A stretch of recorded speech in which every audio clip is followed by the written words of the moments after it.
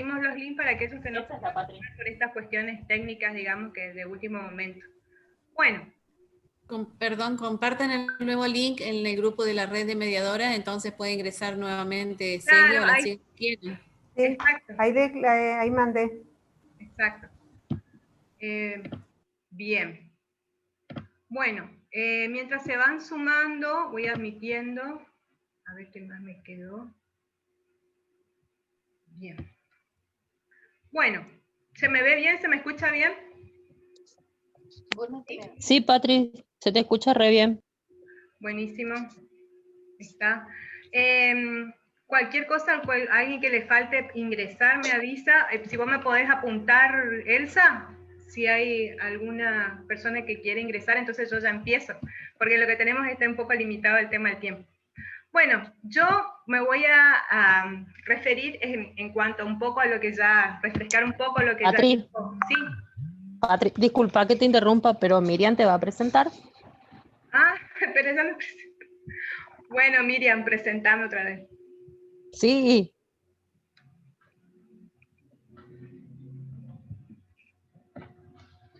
Dale, Miriam. La doctora Clara Patricia Orsi es abogada, profesora universitaria, mediadora judicial y familiar y especialista en género y teoría feminista.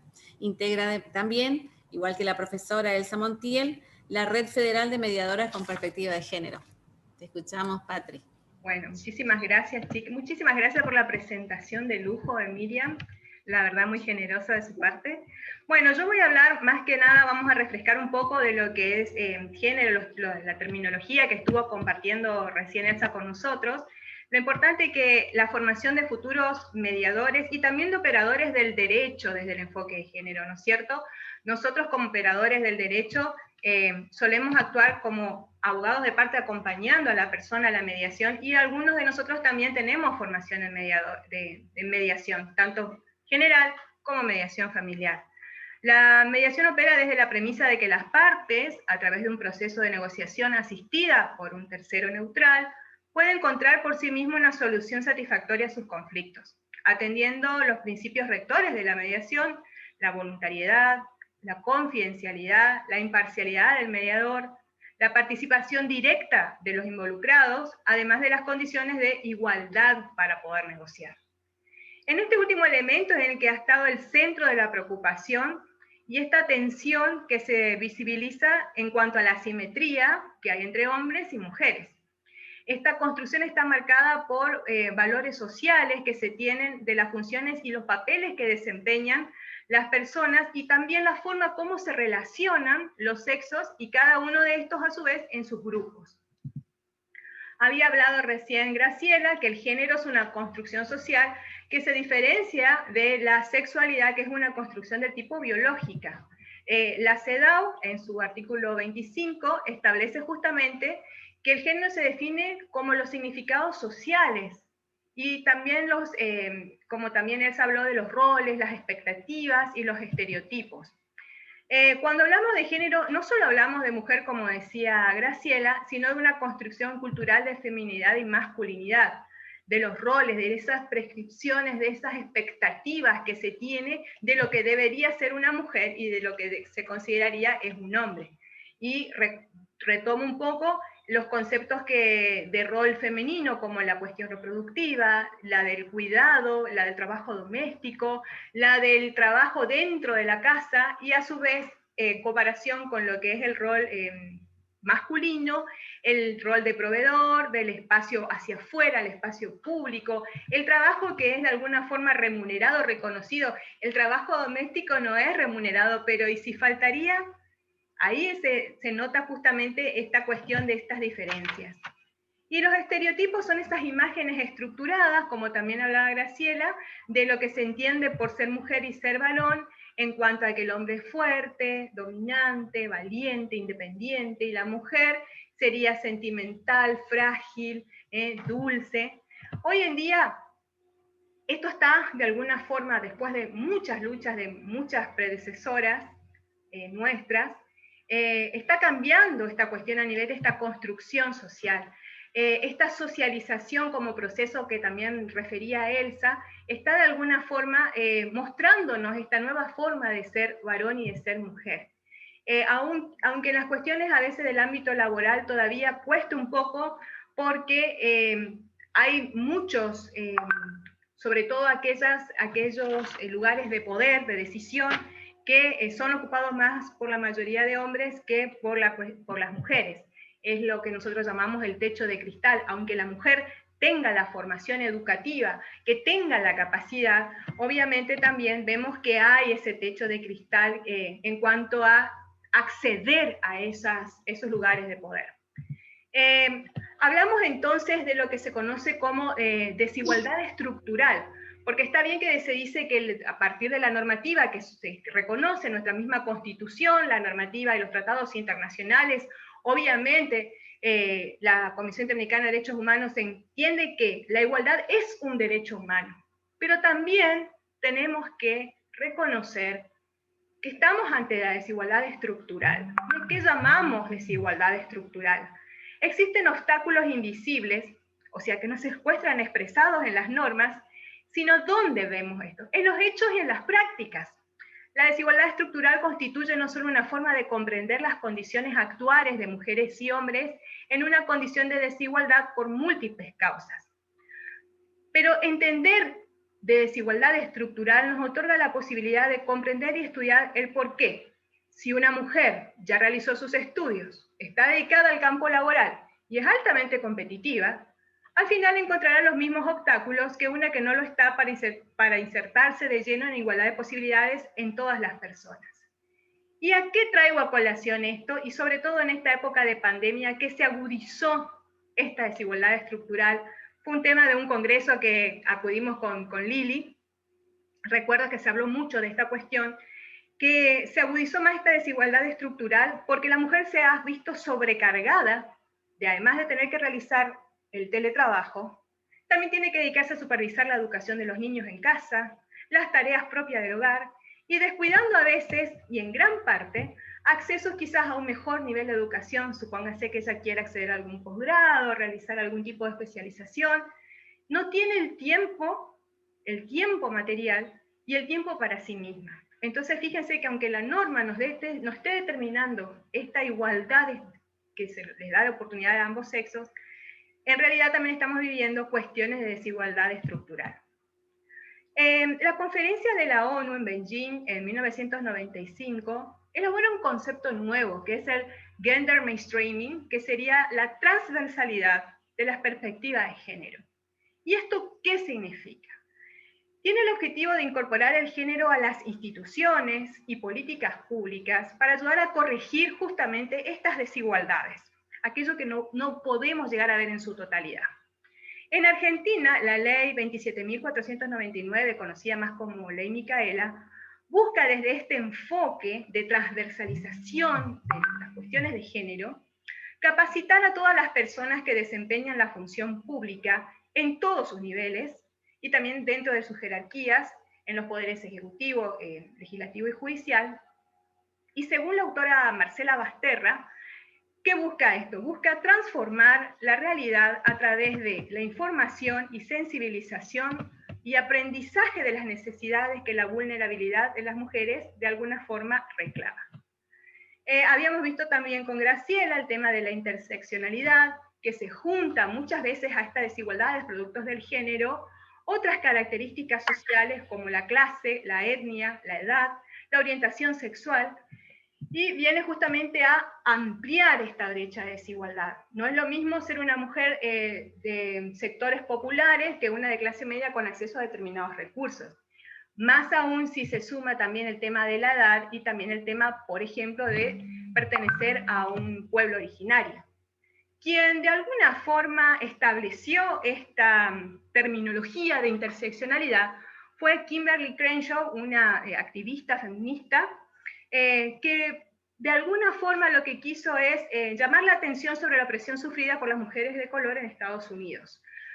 Fíjense, a esto se suma género y lo que era raza. También Alison Smithson habló de la interseccionalidad como una herramienta analítica para poder estudiar y entender las diferentes maneras en las cuales el género se cruza con otras identidades y produce de alguna forma una opresión de variados. Se habló también del tema de la heteronormatividad, es decir, el modelo que deja fuera quizás otro tipo de experiencias, de prácticas afectivas dentro de lo que es la conformación de la familia, a este sistema que prescribe la heterosexualidad obligatoria, la llamamos heteronormatividad, el cual deja por fuera a las personas y las familias homoparentales, o sea, de dos papás, o marentales, de dos mamás.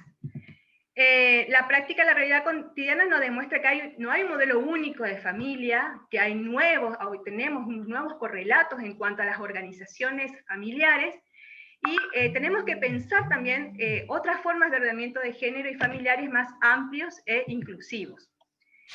Lo que nos buscamos con este enfoque de género en sí, en todos los aspectos y contextos, no solamente en lo que es mediación, es poner en evidencia la desigualdad de valoración de lo femenino y de lo masculino, y la desigualdad también de distribución del poder entre varones y mujeres.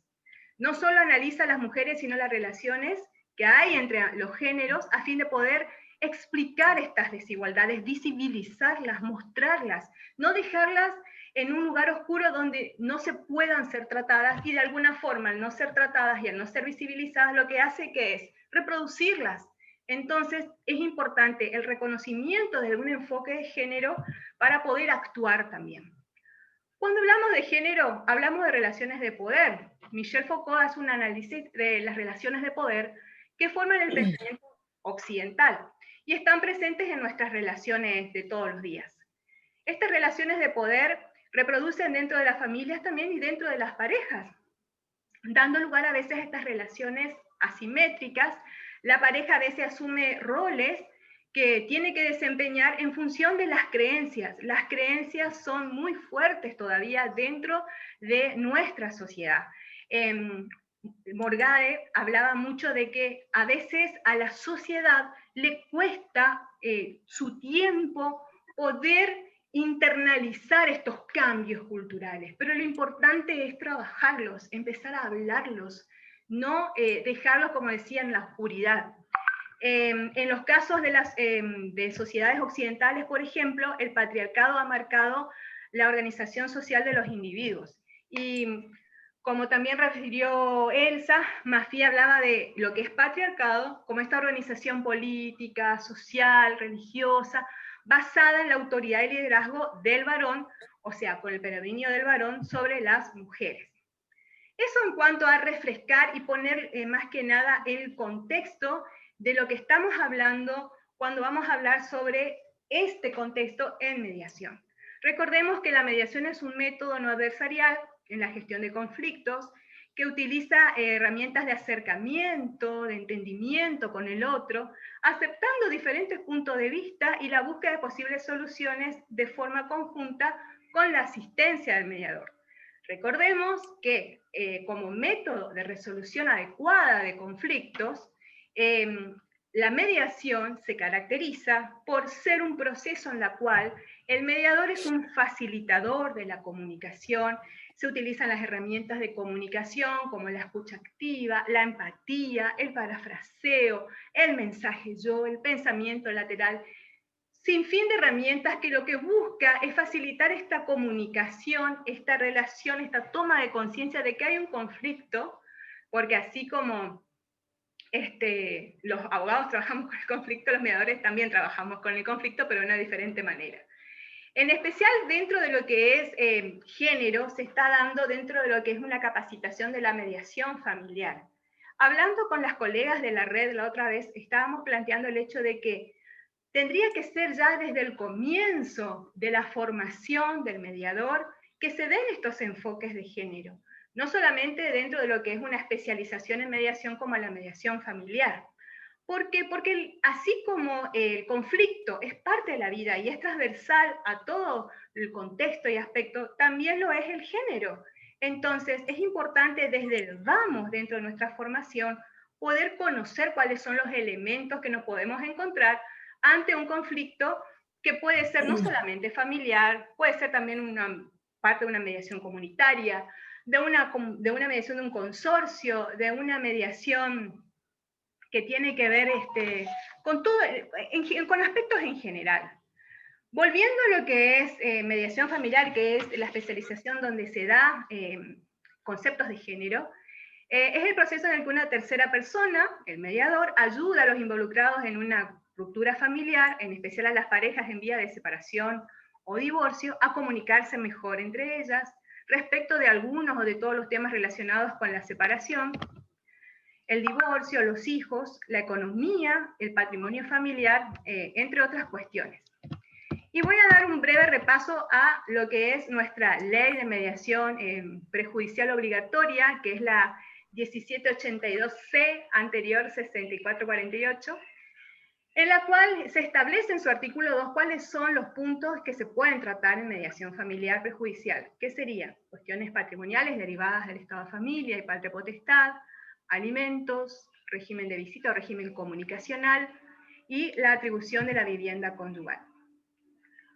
La mediación con el tiempo ha pasado a ser un buen instrumento de resolución de conflictos, yo diría más de gestión de conflictos. ¿Y por qué hago esta salvedad?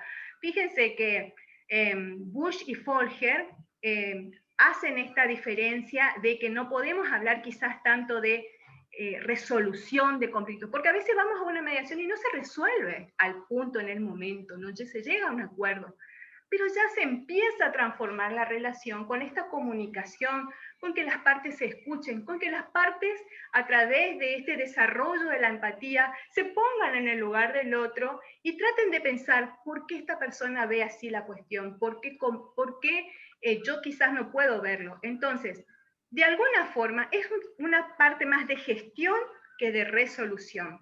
No porque no se llega a un acuerdo, es también un pensamiento personal, está fracasada la mediación. ¿Por qué? Porque si las partes ya se empiezan a comunicar, yo considero que eso es un éxito. Porque lamentablemente hay muchas parejas que no se comunican desde mucho tiempo, no se comunican bien.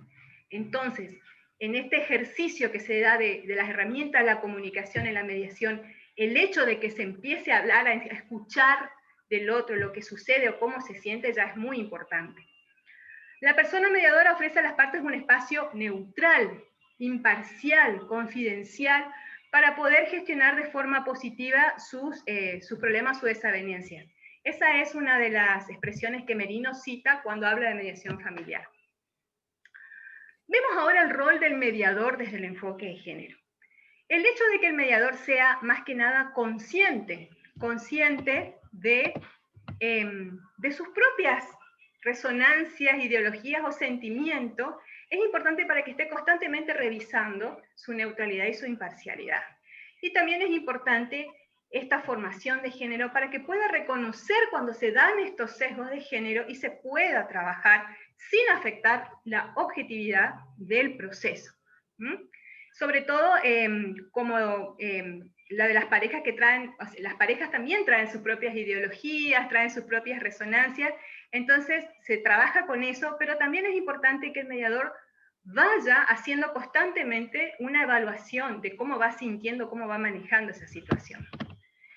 El género, como se ha puesto en los puntos anteriores, puede ser un factor que rompa con esta equidad de poder, y por ello es importante tener en cuenta. Bustelo, en cuanto a la cuestión de género en mediación familiar, afirma que en el ámbito privado y en concreto en las familias es donde se hacen más evidentes los comportamientos quizás un poco abusivos o basados en el miedo, en el poder o en la obediencia a la tradición cultural. Es importante entonces también repasar y releer de alguna forma el rol de las partes. Este autor, Bustelo, argumenta que existen dos grandes áreas en las que se ponen de manifiesto las diferencias genéricas en cuanto a, más que nada se tratan en mediación las cuestiones que son económicas y las cuestiones que tengan que ver con el cuidado de los niños. A lo largo de la historia, el ejercicio del poder tradicional machista se asentaba sobre el miedo, el poder, la ley o la organización social.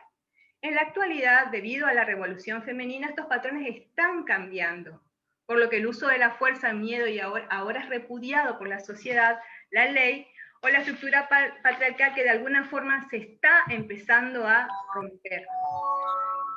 En cuanto a los roles, no sé qué por ahí. ¿Está? A ver. ¿Están todos? Perdón, por acá. Voy a admitir uno más. Perfecto. ¿Se me sigue escuchando bien, gente? Porque yo le pongo el acelerador. ¿Se me escucha bien? ¿Sí? Bueno.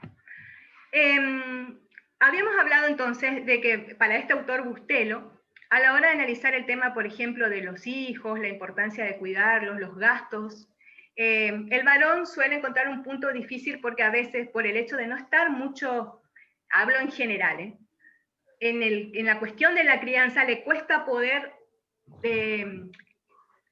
entender cómo se realizan estas cuestiones, ¿no? El tema de los cuidados y de los gastos. El hecho a veces de no ser capaces de manejar también por parte del hombre los sentimientos que le despierta el hecho de no ver todos los días al hijo, no pasar el tiempo con ellos, hace que muchas veces le deje toda la custodia directamente, todo el cuidado a la madre. Otra dificultad también asociada a los roles es la resistencia que pueden mostrar a veces las mujeres en cuanto a darle más tiempo con los chicos al padre, sobre todo cuando ha formado el padre otra familia o tiene otra pareja. Estos son los estudios de Bustelo, que si ustedes quieren, yo les mando después el link con el paper para que lo puedan leer. Carmen Boitia Morillas dice que se puede deducir que las relaciones de género son un factor que influye en el modo de negociar. Fíjense esto que importante.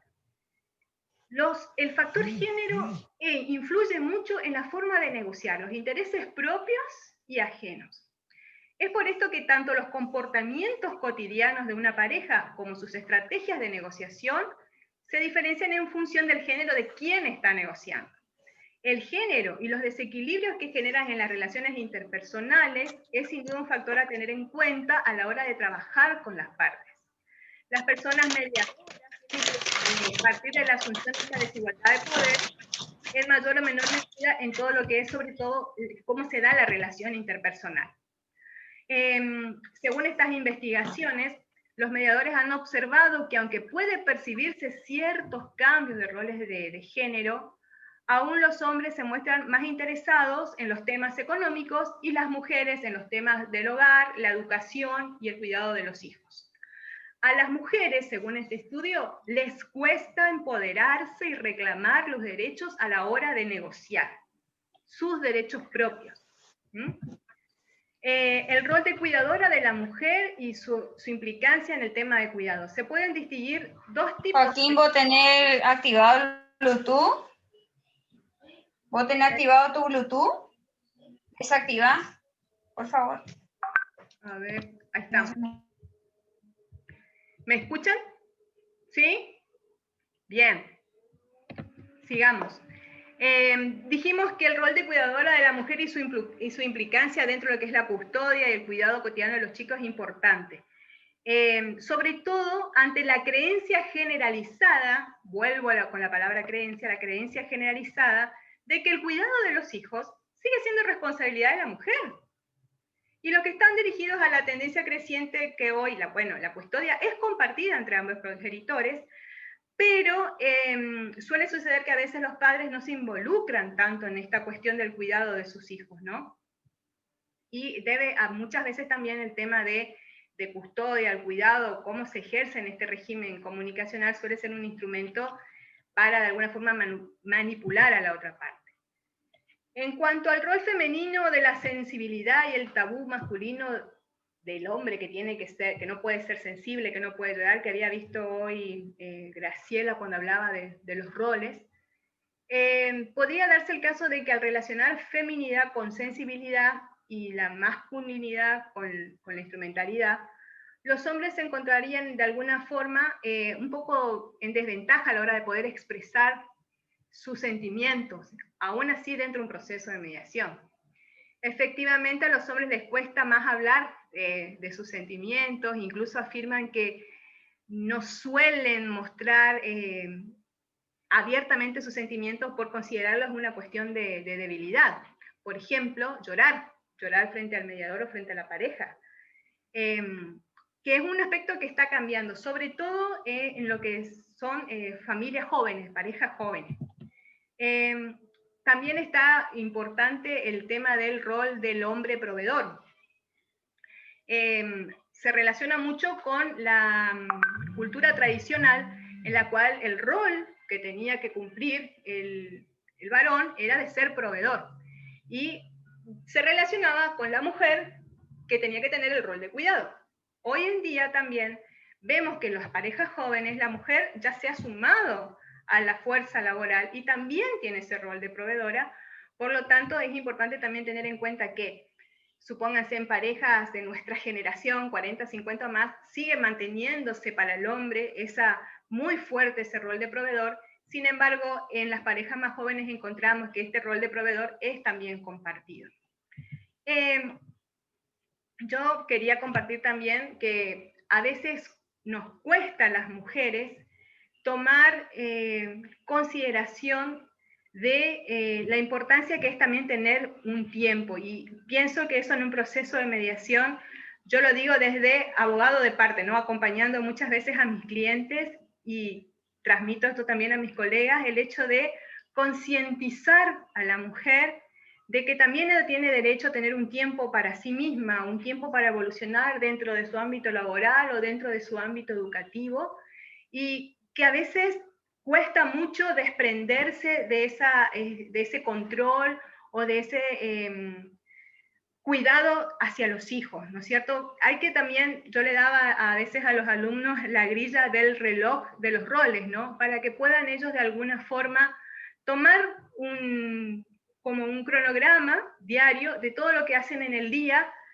Y cuando yo le preguntaba a la mujer, ¿tenés tiempo para vos misma? Ella me decía, sí, ¿cómo? Sí, por supuesto que tengo tiempo, pero una barbaridad de bien.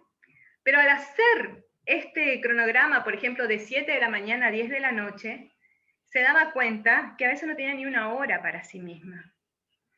Entonces, es importante que de alguna forma compartamos también con el varón estos deberes de cuidado, estos roles, no quiero decir deberes de cuidado, estos roles de cuidado que son de ambos padres. Y qué importante que es concientizar eso para la mujer. Hablábamos hoy de la desigualdad estructural. Importa mucho de la toma de conciencia. Eso hacemos también dentro del proceso de mediación. Ya lo hablo como mediadora. La toma de conciencia de que hay estas desigualdades, de que existen, y la mejor forma de evitar que aumenten estas brechas de desigualdades estructurales es hablando de estas cuestiones, aprendiendo, tratando de reconocerlas y obviamente evitar que se reproduzcan. Bueno, muchísimas gracias y espero cualquier pregunta que quieran para mí o para Graciela. Me dicen y habilito, me levantan la mano y habilito micrófono. Sí, Patri, hay una pregunta de Selva. Ah, bueno. Patri, ¿le podemos obligar al padre a hacerse cargo de sus hijos, de los roles de cuidado? Porque después de la separación no se hacen cargo y piensan que pasando la cuota alimentaria ya está bien. Sí, y la verdad que esas son cuestiones, a ver, Selva, espera. Me repetí, a ver, porque después no se hacen cargo y piensan, y sí, en mediación lo que se trata justamente de hablarle, porque no podemos obligar. Tenemos que hablar y tomar, que de alguna forma el padre tome conciencia de su función, su finalidad de padre, que realice de alguna forma su rol parental. Y empezar a pensar con preguntas. Nosotros utilizamos como herramienta de la mediación preguntas reflexivas, diciendo, usted como quisiera desde su lado de hijo verse como padre, no sé, tratar de que reflexione esta cuestión, porque lamentablemente es cierto, a veces al hombre le cuesta, no quiero tirarme el lado de contra del hombre, ¿no? Pero pienso que también al hombre le está costando mucho cubrir solamente este rol proveedor y también pasarse esta parte de la sensibilidad y del ejercicio de la parentalidad. Y es importante trabajarlo mucho. Obviamente primero desde la familia, ¿no es cierto? Que es nuestro primer socializador, ¿no es cierto? Y tratar de entender también. Sí. Gracias, Patri. Gracias. Selva. Lindo verte. No sé a quién más. Miriam, vos chusmeás. ¿Alguna otra ¿Alguna otra pregunta? Bueno, Lili. En el chat no hay otra pregunta, así que no sé si Gracias, alguien quiere Lili. formular. Gran compañera de congreso, Lili. Nos hemos capacitado juntas en estos temas. Bien. Bueno, chicas, no sé. Estamos grabando nosotros, también tengo 5 minutos más con este Zoom. Estamos grabando las dos exposiciones, tanto la de Graciela como la mía, y después la vamos a compartir en los grupos a las personas que las quieran recibir. No hay problema. Muchísimas gracias, Patri y Graciela, por la exposición. La verdad que muy interesante la charla de ambas y nos viene bien de a poquito ir formándonos en estas cuestiones que nos ocupan y nos preocupan mucho. Muchas gracias a ambas. Bueno, muchísimas gracias por el espacio. Pienso que es importante, como decía también con Graciela hoy, hablar de estos temas y sobre todo dentro de los diferentes contextos educativos, judiciales, de la familia, porque es nuestra forma de sumar este granito de arena. Dice que, bueno, la playa no sería playa sin el granito de arena, así que no descuidemos también el aporte que podamos hacer hablando con nuestros hijos, en nuestras familias, de estas cuestiones. Y sobre todo, como decía yo, visibilizar que también hombres y mujeres en esta igualdad no es solamente normativa, son cuestiones que también se tienen que ejercer en las prácticas, ¿sí? Graciela, no sé si querés decir algo antes Sí, de... gracias a todas por participar, por esa escucha respetuosa y también esto, darnos cuenta, ¿no es cierto?, que siempre que estamos en contacto con otro ser humano tenemos una posibilidad de aportar a una humanidad más igualitaria, más justa. Entonces, bueno, tener estos conceptos, incorporarlos de a poquito, reflexionar sobre nuestras propias crianzas, sobre nuestras propias creencias, hace que a lo mejor podamos preguntar las cosas de una manera diferente o pensar un poquito más cómo le pregunto de manera de respetar estas cuestiones que si yo pregunto de una manera estoy reforzando un modelo, si pregunto de otra manera estoy intentando no reforzarlo sino cambiarlo. Entonces en cada contacto con todos los seres humanos, nuestras familias, nuestro trabajo, estamos reforzando o no estos estereotipos. Y creo yo que a partir del conocimiento ya podemos hacer las cosas de otra manera. Cuando no sabíamos, no nos dábamos cuenta, no identificábamos estas cuestiones en nuestra crianza, pues las tenemos muy incorporadas, automáticamente respondíamos de una manera. Bueno, ahora pensamos un poquito y decimos, bueno, a ver, ¿cómo debería responder? Si yo quiero que esta persona, este varón o esta mujer, digamos, tenga lo mejor para sí. Entonces, bueno, yo escuché por ahí, ¿no sé, lo que tener derechos es cuando los tengo yo y cuando también reconozco que el otro los tiene? No sé, hoy estoy buscando quién lo dice, no encontré, pero me pareció muy buena, digamos, esa idea, ¿no es cierto? Que sí, tenemos derechos cuando nosotros los podemos cumplir, pero también cuando el semejante lo ver en el otro que tiene y que también él pueda cumplir. Eso es la igualdad. Bien. Acá Acá Alicia... bueno, gracias. Gracias, Graciela. Acá Alicia hace una pregunta, dice, ¿cómo trabajan la neutralidad e imparcialidad cuando en el abordaje del conflicto ven que hay una violación en cuanto a la perspectiva de género?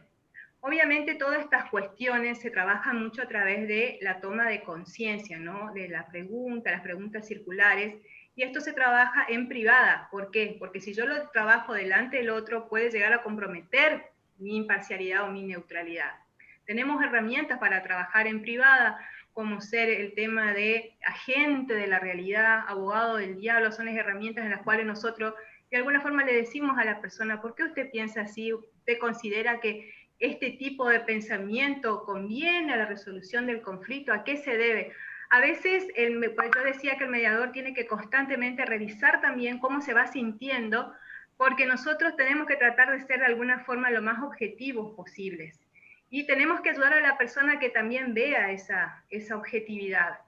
Pero como te decía Alicia, esto se trabaja de una forma particular, por ejemplo, en una reunión privada, que es cuando yo estoy con la persona y puedo también en ese clima de confianza averiguar más a qué se debe esta cuestión. ¿Sí? Algo Porque a veces que, no es consciente de esto. algo que muchas veces vemos, Clarita, es en el caso de las mujeres que muchas tienen título universitario, por ejemplo, pero para que el marido pueda progresar también a lo mejor con una carrera universitaria, ella va quedando en su casa y va dejando de tomar esas posibilidades que se le fueron presentando. Entonces, pues de golpe se quieren divorciar y automáticamente uno dice, bueno, pero ¿por qué no se pone a trabajar si usted también tiene título? Que a lo mejor es una mujer que estuvo años sumida en esa sumisión, de no valorar su estudio, a lo mejor con una autoestima muy baja. Entonces tendremos que ver eso, reconocer a lo mejor estos estereotipos tan incorporados en ella, que hay que empezar a reforzar de a poquito, Sí. darle tiempo, porque a lo mejor eso, a veces falta eso, tiempo, respetar esas cuestiones que si uno no sabe que pudo haber estado pasando por estos tratos, digamos, ¿no es cierto?, de sumisión, de subordinación, de años a lo mejor de postergarse, de golpe decirle, bueno, usted también, ¿por qué no sale a la calle? A veces uno dice, tiene todos los títulos, pero le falta ese sentirse segura porque es producto de tantos años que aprendió una vida de una manera y ahora queremos que reaprenda. Entonces, me parece que tiene que ver con eso, con el tener paciencia, esa empatía necesaria. Y también a lo mejor a través de la pregunta, dar cuenta al hombre que también ella necesita, de cuál fue el rol que estuvieron cumpliendo todos estos años, que inconscientemente se fueron ubicando en esos roles, fueron cumpliendo estos roles, que no le hace bien a nadie, a ninguno de los dos, porque a él se lo sobrecargó, que muchas veces dejó hasta su salud, no se controló, no fue al médico, todo porque tenía que cumplir con el trabajo, porque tenía que traer el dinero al hogar, y por otro lado también, ¿no es cierto?, la mujer que no se pudo desarrollar en su ámbito profesional. Entonces, no es justo para ninguno de los dos. Pero el tema es ver esto, ¿no es cierto?, que los dos pueden salir, ayudarlos, no a través de aleccionar, sino de ayudarlos a pensar. Te corto un poco, Graciela, porque tengo 1:34 y le quería contar a Gaby, que dice que habla de la incorporación de las diversidades, también son importantes a la hora de la igualdad de derechos. Totalmente, el tema de las diversidades, sobre todo en empoderar en cuanto al ejercicio del derecho, porque muchas veces se sienten relegadas en cuanto, por ejemplo, la comunidad LGTBQ más, y es importante también tratar esto y darle ese espacio dentro, no solamente de mediación, dentro de todos los contextos. Esto es para otra charla, porque la verdad que es muy interesante hablar de diversidad, hablar de la heteronormatividad, hablar de la identidad de género, de este ejercicio de esta identidad de género, es para bastante. 1 minuto tengo, chicas. 1 minuto y Ale que pregunta si es positivo, ¿qué experiencia tenés en las mediaciones? Si es positivo, tenés que judicializar. En cuanto a, yo soy como acompañante, como operadora, abogada acompañante, tengo más que como operadora, como mediadora de familiar. Pero más que nada a nosotros, digamos, mi aporte como abogada de parte es hablar mucho con la parte. Hablar mucho con la parte, porque obviamente en mediación ellos son los protagonistas, nosotros estamos como apoyo nada más. Pero importante es trabajar antes con la parte para que tome conciencia de estas cuestiones, de este enfoque de género, escucharlo. Nosotros como abogados también somos muchas veces psicólogos, hacemos mucho de apoyo, entonces es importante eso, hablar antes con la parte, explicarle